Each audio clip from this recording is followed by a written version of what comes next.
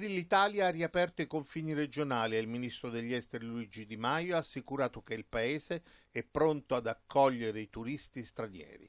Registrazione obbligatoria per chi va in Sardegna, con un questionario che traccia anche gli eventuali spostamenti interni. L'Austria invece tiene chiuso il suo confine agli italiani. I dati ancora non lo consentono, ma intendiamo aprire il prima possibile, ha spiegato il ministro Schallenberg.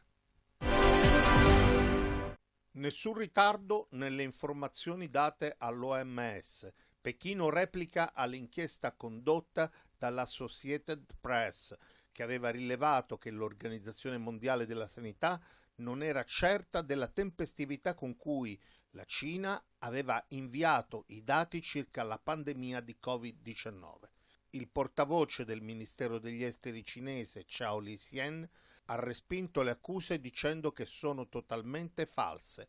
La lotta della Cina contro la pandemia è aperta al mondo, i tempi e i momenti salienti sono chiari, così come i fatti e le cifre, e resisterà alla prova del tempo e della storia. Al momento siamo quasi a 1.300.000 download. Significa che l'applicazione è stata apprezzata nella sua semplicità e i cittadini ne hanno capito l'utilità. Così il ministro per l'innovazione Paola Pisano ha fornito i primi dati sull'utilizzo dell'app Immuni per il tracciamento del coronavirus.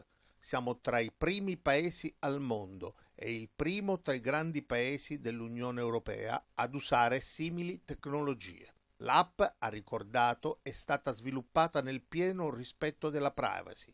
Molti italiani hanno quindi deciso di scaricare l'app nonostante il fatto che al momento non sia funzionante.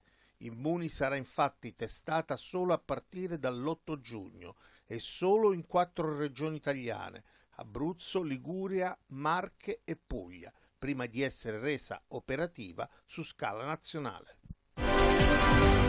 La temperatura cresce in Italia più che in altre parti del mondo, lo rivela la relazione ISPRA, il centro studi del Ministero dell'Ambiente, del 2019.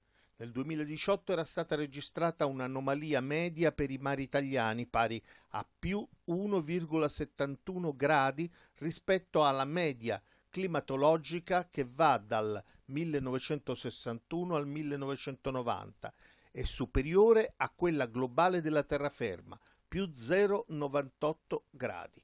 In particolare è stato calcolato un aumento della temperatura media pari a circa 0,38 gradi centigradi ogni 10 anni, nel periodo 1981-2018.